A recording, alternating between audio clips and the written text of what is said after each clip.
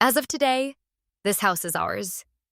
Everyone else, please leave, said the unexpected. Relatives who visited it was only a few. Days after Bradley passed away, 9 of them appeared out of nowhere at our house claiming it was theirs. I just laughed at this. They, knowing nothing, looked at me suspiciously and demanded an explanation. Don't you know, actually? This house is already mine, I challenged them and revealed the wish Bradley had entrusted to me. Hearing this, they were shocked, their faces turning pale. I, Hazel Thompson, I'm 52 years old and work in the kitchen of a dining establishment. Hazel, can you work overtime today? No, manager. I've already told you that I can't. That's right. Her husband is still hospitalized, so we should have asked someone else to cover until he returns. My apologies, Hazel. You can go home on time without any issues.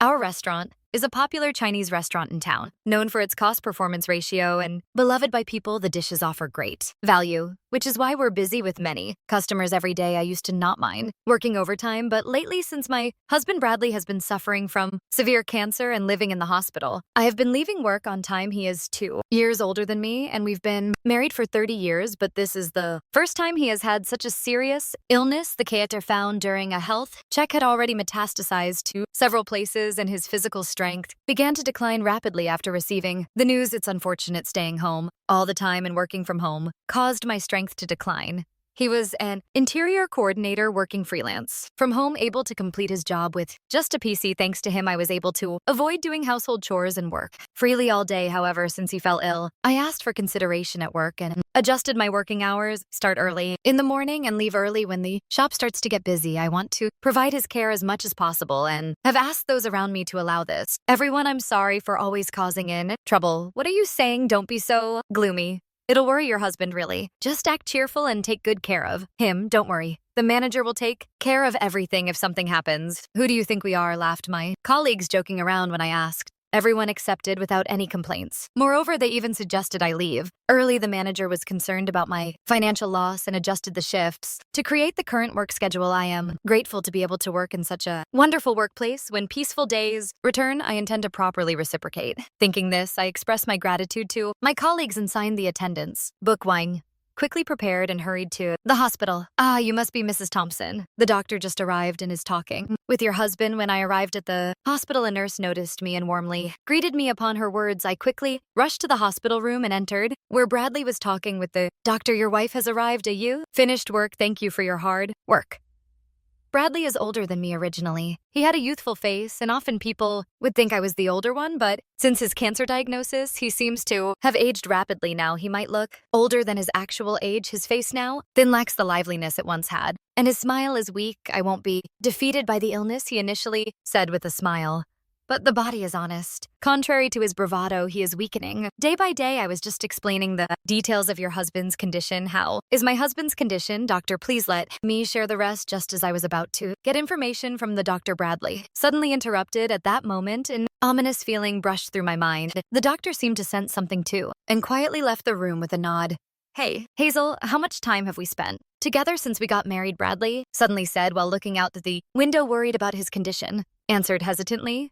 30 years, huh? It felt long, but looking back, it was like a moment. Stop it. It sounds like you're saying it's almost the end, maybe? Another half a year, Bradley murmured as he reminisced. His words sounded as if he had accepted the end of his life, and I hurriedly tried to stop him. However, he started talking over me, avoiding my gaze. Just hold on for another 6 months, really. It might even be sooner. I know my body better than anyone. Bradley slightly smiled as he looked down. The moment I heard his words, my worst fears seemed to become reality and tears started to fall. I'm sorry for making you sad, I promised. When we got married, I would never make you sad. Bradley noticed my tears, chuckled awkwardly, and gently wiped them away. Tears welled up in his eyes too, and seeing this made me cry even harder. With a trembling voice, I couldn't stop crying. I'll need to apologize to your parents. When I get there, I'm truly sorry for making their daughter sad. Stop it. Once he was gone, I would be alone for the rest of my life. We used to laugh and talk about staying together until the last moment when Bradley spoke as if he had given up all hope of living. I couldn't hide my anger.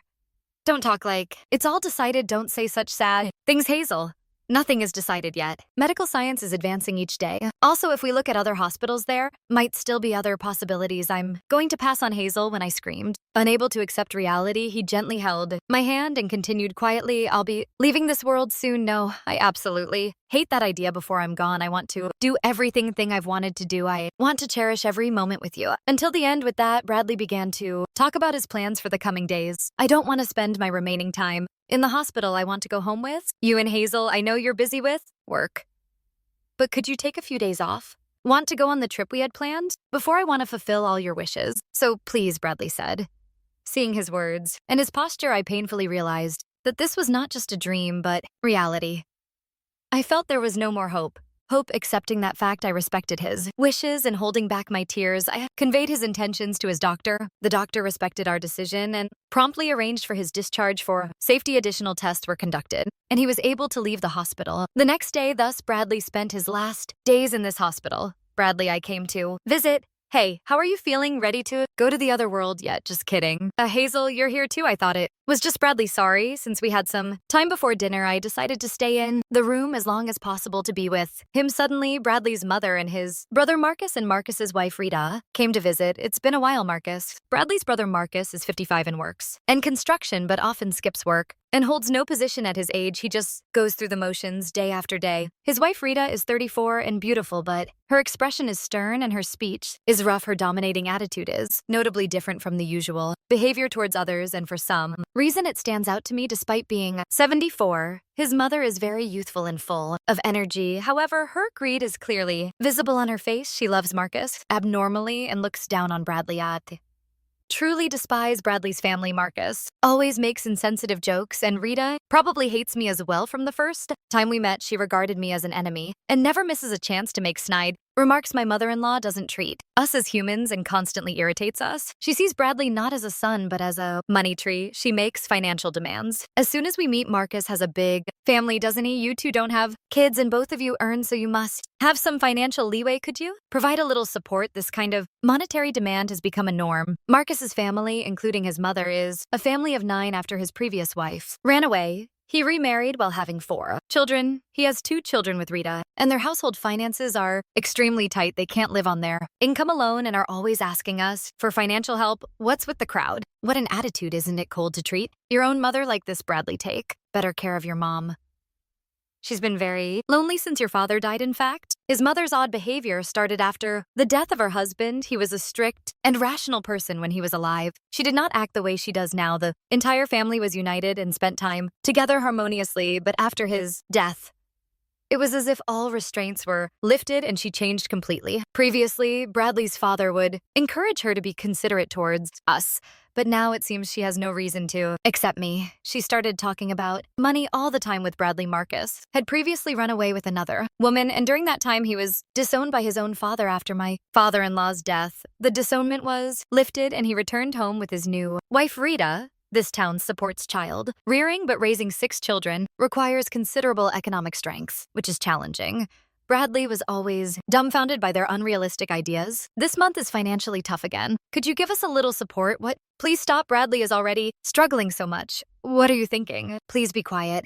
This is a family matter. That's right, furious at my in-laws' irrational behavior. I couldn't help but yell. However, Marcus easily dismissed it. Next to him, Rita laughed mockingly, waving her hand as if shooing away a dog. Sorry, but we really can't afford to give you any money.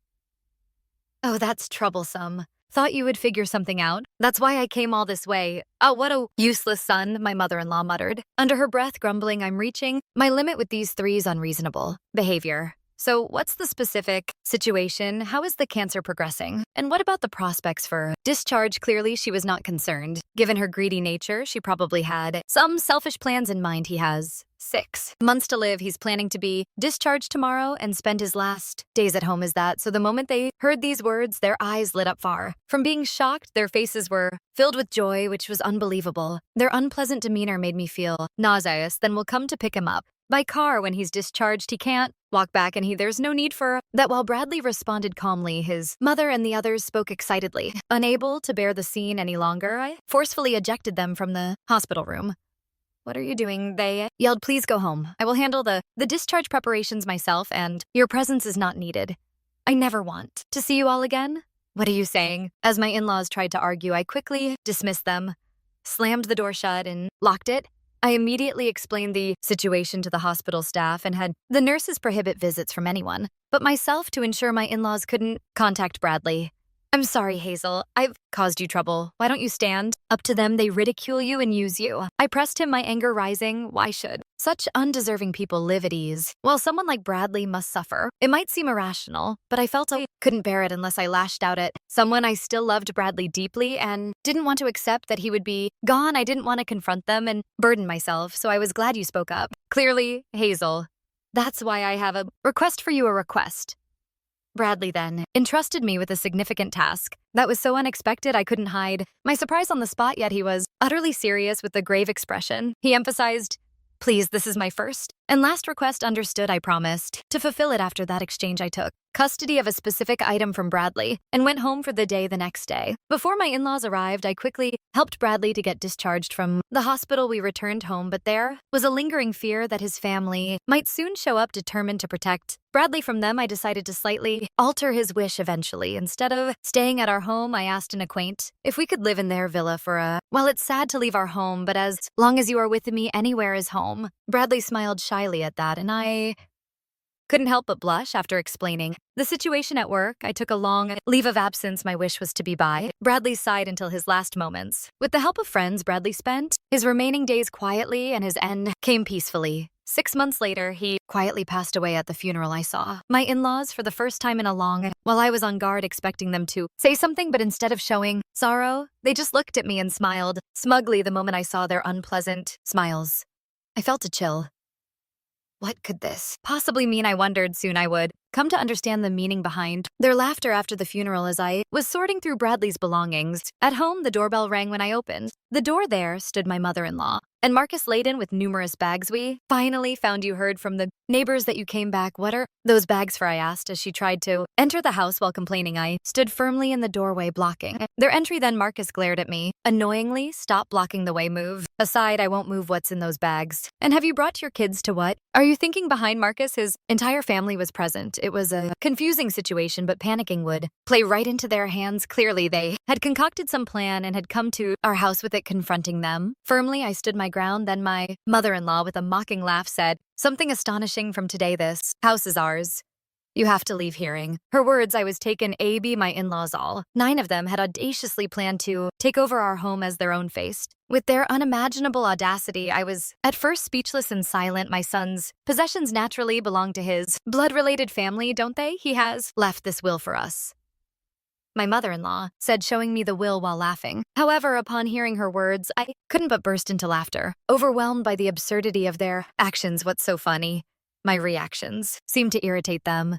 Rita peeked out from behind Marcus, glaring at me angrily. Wiping the tears from my laughter, I faced their displeased looks and delivered a shocking truth. "Don't you? No, actually, this house is already mine." "What?" said my mother-in-law. "What?" echoed Marcus. My statement left them baffled and dumbfounded. Their clueless expressions brought another wave of laughter from me, but composing myself, I went to fetch some important documents from another room to deliver even more astonishing news. As you can see, I am now officially the owner of this house. Bradley had already transferred the ownership to me while he was still alive. "What are you talking about?" my mother-in-law exclaimed, her eyes wide. With surprise, she hastily snatched the documents from me and examined them closely with Marcus. "It's true, it's been changed to her name," they murmured in shock. The document was official and the ownership was indisputably mine, as my claim was clearly proven true. Marcus and Rita raised their voices in protest. "What are you talking about? How come Bradley doesn't own the house anymore?" Unfazed by their shouts, I calmly continued.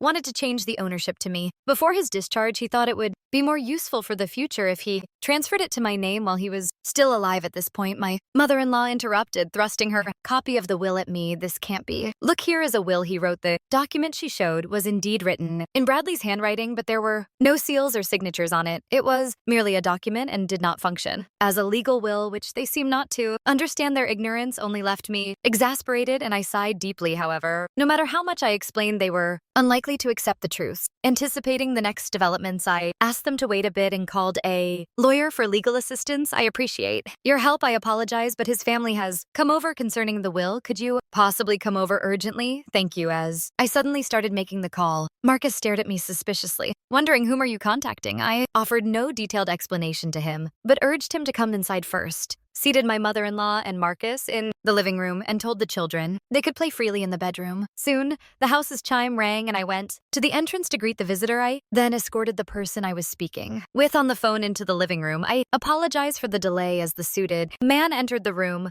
Marcus and the others immediately became more cautious. They glared at him with hostility. I'm sorry for the inconvenience. This is Mr. Russell, the lawyer who has been helping us with Bradley's matters, Russell. I called you because my mother-in-law brought a will. A lawyer, upon learning Russell's identity, my mother-in-law exclaimed in astonishment. I got acquainted to him through a friend of the owner of the villa we were renting, and he had been briefed on the matter, although he was young at 30 years old, causing Bradley and I to feel uneasy. Initially, he was reputed among his friends for his quick thinking and especially strong handling of family disputes. After a face-to-face meeting, we trusted him completely. Bradley and I had explained the entire situation regarding the inheritance and family troubles to Russell and formally hired him as our lawyer. My in-laws seemed completely unaware that Bradley had hired a lawyer. They looked astounded, as if they had not been informed at all. Marcus and the others were also wide-eyed and at a loss for words. Allow me to reintroduce myself. I am Russell.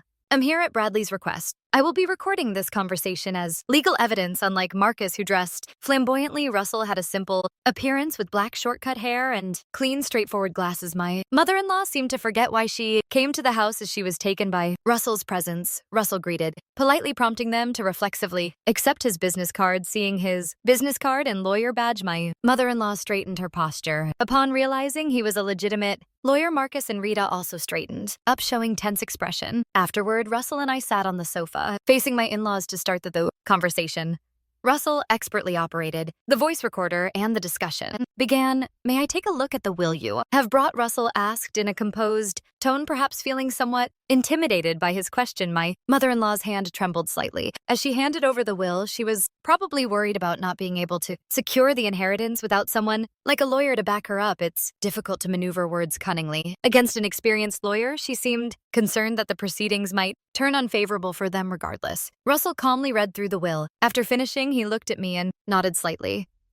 Thank you, I will return this to you now, he said, handing the will back to my mother-in-law with a polite smile. His reaction only fueled her anxiety further. Was that really Bradley's will? She asked. Yes, indeed, it appears to be Bradley's will. Russell confirmed. See, with this the house becomes ours. She suddenly began to assert confidently. However, Russell promptly tempered her expectations by adding that will is an older version. Though what do you mean? The mother-in-law exclaimed in surprise. It seems you did not catch that. Indeed, the will presented is Bradley's, but the day is old. The will that is officially recognized as valid is this more recent one, Russell clarified. He then pulled out a newer will from his bag. This will was more recent than the one my mother-in-law had, and it read, I leave all my assets to Hazel. The previous will I wrote for my mother is hereby revoked, and this document shall stand as my official will. What? Let me see that. Rita snatched the will from Russell to verify it herself. It had a more recent date, a seal, and even a fingerprint impression. And it stated that a lawyer had officially been commissioned, making it clear which will was valid. Rita and Marcus's faces turned pale as they realized the situation, and my mother-in-law could only quiver her lips in shock. So what is the effect of this will? Unfortunately, it is just a worthless piece of paper that can't be. At that moment, Marcus furiously confronted his mother. Despite the lawyer's presence, he swiftly pressed her. Accusing you, said all the inheritance would be yours. Marcus's words were so fierce it almost seemed he was about to become physically aggressive. Rita tried to intervene, but Marcus's strength overwhelmed her attempts to calm him, and he continued to shout abusively at his own mother. My mother-in-law cowered under Marcus's angry voice. The scene was truly chaotic. Seeing this, I sternly glared at Marcus and spoke in a calm voice. Please, stop causing a disturbance in someone else's home. It's really troublesome. What did you say? Marcus retorted. If you cause any more trouble here, Russell will confirm everything, and if necessary, we will consider taking legal action. Mention of Russell's name seemed to snap Marcus back to reality. He was facing a lawyer. No matter how much Marcus, who was not well versed in law, resisted, it was futile, and he nervously sat back down on the sofa. By the way, did Bradley truly write this will himself? I asked my mother-in-law amid the now silent room, as she claimed that Bradley willingly wrote the will during his hospital stay. I waited quietly for her to elaborate. Yes, he did. Bradley wrote it for me while he was in the hospital, she said, unable to hide her irritation. Really was Bradley happy to write it? I probed. Further, her irritation was evident as this questioning began to feel like an interrogation. Enough already, that's what I've been telling you. What are you trying to ask, Rita? Interjected sharply, and my mother-in-law nodded in agreement. I caught Russell's eye and gave him a signal, receiving my cue. Russell adjusted his glasses and nodded affirmatively to me. This was his way of giving the green light, and I was about to reveal a significant fact to my in-laws. That's an interesting story, but it seems a bit off actually. Hospital surveillance cameras recorded you forcing Bradley to write the will. As I spoke, I pulled out my laptop from my bag and inserted a USB drive provided by the hospital into the computer's port. Bradley had confided in Russell that he was coerced into writing the will. We informed the hospital of this fact, and they were cooperative, providing us with the surveillance footage. I quickly downloaded the data and displayed the video on the screen. We'd be in trouble if you died and the inheritance didn't come through, my mother-in-law could be heard saying in a threatening tone. Turning sign, she coerced Bradley to write the will. The footage clearly showed her pressuring Bradley to write the will, with Marcus and Enrita also present and involved. If you don't want anything bad happen to your wife, just write the will quietly. They could be heard urging Bradley in the video, hey, Bradley, just sign this and nothing will happen to her. So don't worry. This video was taken 3 days before Bradley left the hospital. My in-laws were questioning Bradley about the progression of his cancer to secure the inheritance. No, it's not like that. It was just a joke that went too far, really. I saw a drama before going to the hospital where the villain looked so cool. I just imitated it without thinking. I didn't mean it seriously. Please forgive us. As the situation turned against them, they hastily began to make excuses. Their words only fueled my anger further, and I sighed at their unsightly demeanor. If you had admitted it honestly, it would have been one thing, but trying to hide it clearly shows intent. Russell, can we apply charges of extortion based on this? Absolutely, the statements provide sufficient evidence. He smiled broadly as he picked up the voice recorder. Marcus, and realizing they had forgotten about the voice recorder, showed their astonishment. That means including compensation for the victim. We will be filing for damages against all of you. This can't be true. Wait a minute, Hazel. It was only Mom who made him sign. We were just watching. We didn't force him to sign anything. Rita desperately tried to distance herself from the responsibility. This led to an unpleasant argument between my mother-in-law, Marcus, and Rita. It was you, too, who offered to help get the will written, wasn't it? You said you would handle it properly, Mom. We were just watching. You were the ones rushing Bradley to write it quickly. That was because Bradley's medical appointment was approaching. It wasn't about rushing the will. There just wasn't much time, and we thought it should be done before Hazel arrived. It seemed they might have been advancing their plan while I was not around. Rita continued to provide more testimony, but in the heat of the argument, she seemed unaware of the significance of her own statements. The quarrel was so intense it made me want to cover my ears. Meanwhile, the children, who had been playing behind the scenes, seemed to notice the commotion and gathered around us all at once. Among them was a child as young as 2 years old. The anxiety in the children's eyes was evident. The children were not at fault. Understood that much, therefore I quickly called over my eldest nephew, a 5th grader, and guided the children to another room so they wouldn't have to witness the unsightly fight among the adults. He couldn't grasp what was happening, but he took his brother and sister to the room as instructed. Once the children had left, I calmly criticized the 3 adults.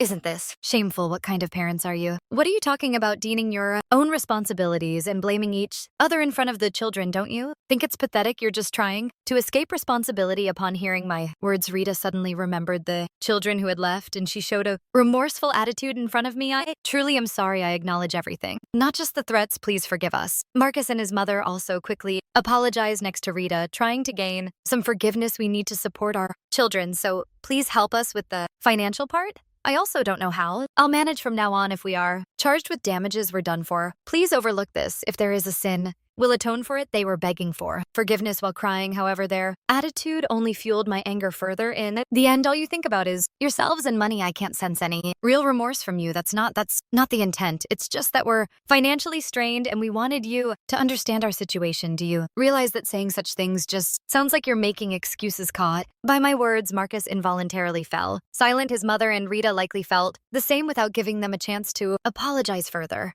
I threw even harsher words at them. I have no intention of forgiving you. If you truly are concerned about your children, you should be looking to increase your work to repay your debts. Isn't everything that happened a result of what you did to Bradley? It's all your fault. Yet why should I forgive you? It's unreasonable. They were left speechless with no room to argue. If you understand, then please leave. This house is important to me, and I have no intention of living with you. Hazel, please forgive us. We were wrong. Hazel, please help us. They begged for forgiveness, but I coldly refused them. If you say another word, I'll call the police. Finally, fearing the threat of the police, they showed signs of panic. They quickly gathered their children and belongings and left the house, Russell. And I watched their departure with a cool gaze, and we immediately locked the door.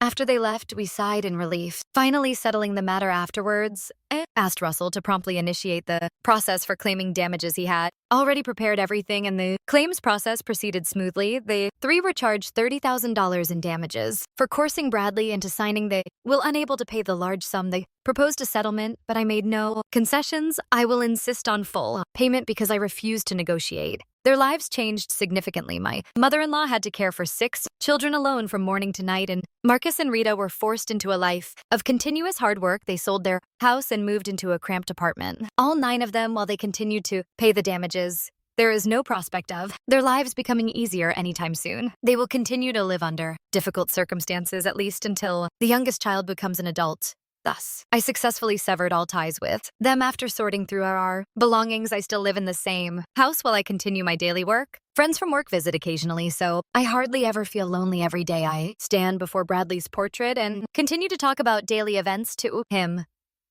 This is the last promise I made to you. Even if I fall ill and am taken to the hospital, my daily ritual of talking to you will never cease. On that day, as Bradley neared the end of his life, he shared one final wish with me. It was for me to talk to him daily. I love your voice and our conversations more than anything, so I hope you will keep talking to me every day so that your voice can reach me even in heaven. After he passed away, I solemnly vowed to keep the promise I made to him until the day I depart to join him. I will maintain our bond by never missing a day of talking to him.